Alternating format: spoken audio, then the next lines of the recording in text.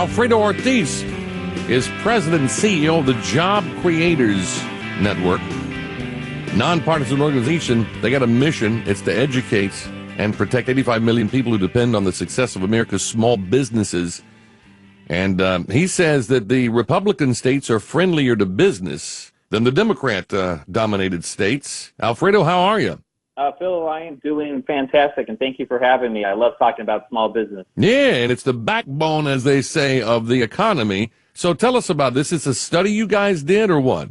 Yeah, so I referenced a study that was done earlier this year by it's an organization called ALEC, the American Legislative Exchange Council, but it's a great study. It really shows that those states that really are led by GOP-led legislatures and or governors, in some cases all three, right? The House, their Senate, and the governors are all GOP, really have had great successes overall. And I think what it really shows is it supports kind of what's happening on a federal level, what we're seeing and why we're seeing this incredible GDP growth that we just saw this past quarter, 4.1%. Why do people not? I mean, we have the numbers, the retail numbers from July that came out that were, I mean, I think they expected like 0.1%, and it was 0.5%. And then you take certain things, I mean, year over year, I think it was like we're up like to 6.4% over. It's just an incredible growth. And I saw nobody virtually covering that story yesterday.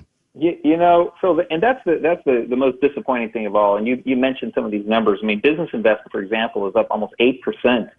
Personal consumption up 4%. We did see, retail sales continue, and this is midsummer, right, which usually is a little bit of a doldrum. They continue to rock. And so what we're seeing is consumer confidence is strong, business confidence is strong, optimism amongst our small business members is at the highest levels ever. And, these businesses are taking these savings that they're seeing from their taxes, whether they're small, medium, or large businesses, and they're investing it back in their businesses.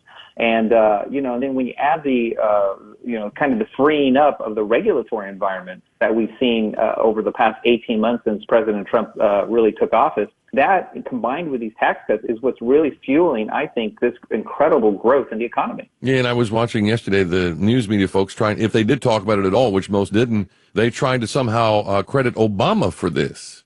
Well, you know what, Phil, that's right. I mean, it's my good friend Steve Moore. I got to credit him for this line here because I think it's a fantastic one. Someone told him that, and they said, "Well, Steve, isn't this really the Obama effect that we're feeling?" And he goes, "That's right, it is. It's the effect of Obama being out of office." Yeah, the man's gone, and so now we can actually grow. Yeah, exactly. Look, I mean, at the end of the day, the Trump administration, President Trump, understands what it is to run an economy in a positive way. We saw the anemic growth rates that we saw under Obama administration never really cleared on an annual basis, even 2%. And so now we're probably really working into at least a 3 to 3.2% annual growth rate at this point by the year end. And, we just saw the past quarter of, 4.1%, which is fantastic. And Phil, I want to emphasize the unemployment rates because the unemployment rates are incredible when you look at what's going on here. 3.9% and across every single demographic group at this point, record lows. And we're talking Asians, blacks, Hispanics, women, right? I mean, these are record low numbers. We've got 6.6 million unfilled jobs and only 6 million people to fill them. So this is our first time in history we actually have more open jobs than we have people to fill them. And that's at a point where you have to say, okay, well, maybe we need more of these visas for folks to come in. If now we need people to work, but it's also a time that we close the border and let people come in the legal way, and it's all starting to come together. I can't imagine though that we get to November and people say, well, I hate all this wonderful stuff. Let's just do something else. Well, it's funny because we all know what Nancy Pelosi said when these first passed, right? This is Armageddon, this is et cetera, right? And I tell people, I go, if this is what Armageddon feels like, bring it on every day because I love seeing these kinds of GDP growth rates and unemployment rates at record lows, right? And what we do need to see, though, I think, Phil, is one important thing is because we have such low unemployment rates now, and something it's a little wonky. It's called a U6, but that really stands for kind of the real unemployment number. Those are the people who are in part-time jobs but really want to work full-time. Those are now coming down at really almost historic lows as well, which means a lot of those people that were forced to part-time businesses because, frankly, due to Obamacare, are now coming back as full-time workers, which is fantastic. But we do have, I think, in this country, we have a massive skills gap. So I think a lot of the work that the Department of Labor is doing under Alex Acosta and President Trump with his initiative on really the skills training is so critical now going forward for our country for our continued success.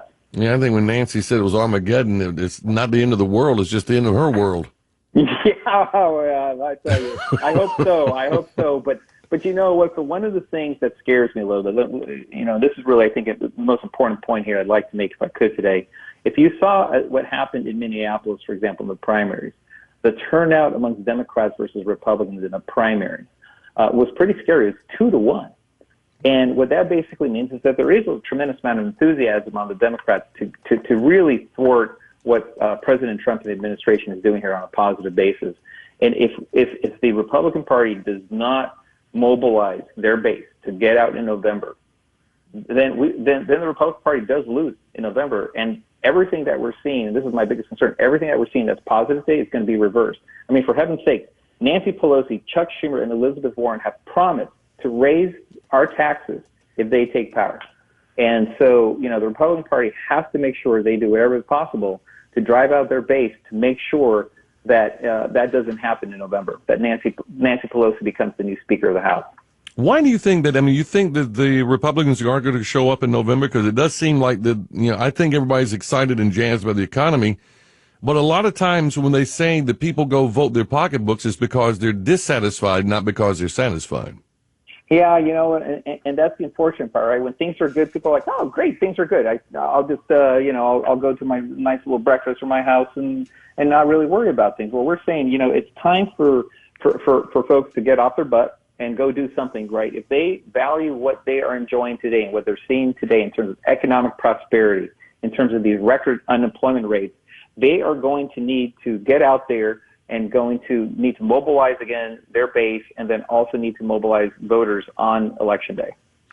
All right. So you see what it's doing now, and you're making some predictions, I guess, or some estimates of what does November look like? I mean, the economy's looking good now.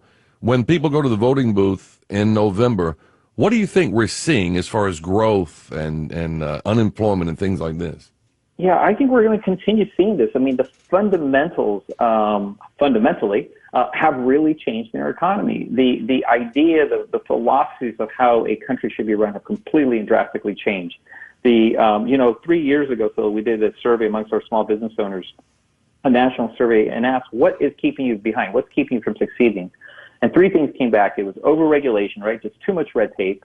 It was, you know, taxes were way too high, over-taxation, and there was a lack of access to capital and credit related to Dodd-Frank. I'm not sure if many folks are aware of this, but over 2,000 community banks, mostly in rural areas, were taken out of business because of Dodd-Frank. And these are the banks that helped a lot of our small business owners. So, but all that has really reversed.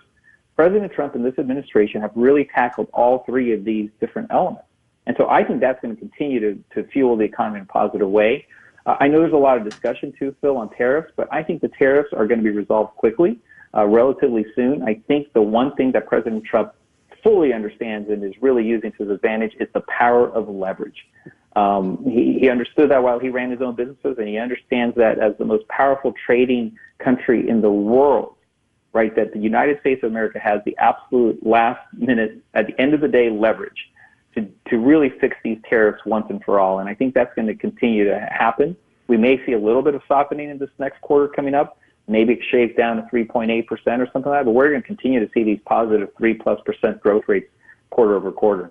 Yeah, it looks like to me that the European Commission came here hat in hand going, oh, okay, we're sorry. Let's, you know, that was just amazing, wasn't it? Well, that was great. I have to tell you, this is where I think President Trump, you've got to give him credit where he, again, understands the power of leverage. He had the EU, the gentleman coming from the EU to the White House to basically say, hey, let's make a deal here, right? And what did President Trump do? They actually were able to stop the tariffs, you and I. That's what President Trump is looking for. He's not adding these tariffs for tariff's sake. He's actually using tariffs today to get rid of tariffs tomorrow. And so I think we've got to acknowledge really the brilliance of that move. And in fact, I love the final little move where he actually had the EU agree to buy soybeans from us, which was basically kind of like a screw you to China, because remember, China added tariffs to our soybeans to try to hurt our farmers. And so I think that was a brilliant move that he really used the EU for that. And I think he's just basically showing that one thing that Trump does is, or Trump knows that Trump means business, right? And he understands how to run a business, and he understands how to run a country like that. Well, that's a great slogan, too, because it's got a sort of a double meaning. Trump means business. Yes, exactly, exactly. And Get he really that, does. look, Alfredo, get that to him. I mean, they can use that for the 2020 campaign. Trump means business. Yeah, well, and he does. And I have to say, again, our members across the board are extremely happy. We're actually just kicked off the second leg of our tour this year, the Job Creators Network. It's called the TaxCutsWork.com Bus Tour. We actually hit the road August 13th, and we're going from one corner of the country to the other, from upper New York to Spokane, Washington, down to Orange County, California, Miami, Florida, and points in between. And we're talking about the success of the Tax Cut and Jobs Act, and also the positive impact it's having in our economy. We have over 4,500 stories have come into our website on TaxCutsWork.com that talk about the success that these small business owners are having because of the improvement in the economy. Yeah, it's amazing, isn't it? Alfredo Ortiz, President and CEO of the Job Creators Network. Their web address, jobcreatorsnetwork.com. We have a link directly at philvalentine.com under show prep. Just look for our expert of the day, who is Alfredo Ortiz. Alfredo, thank you very much. Thank you, Phil. I appreciate it.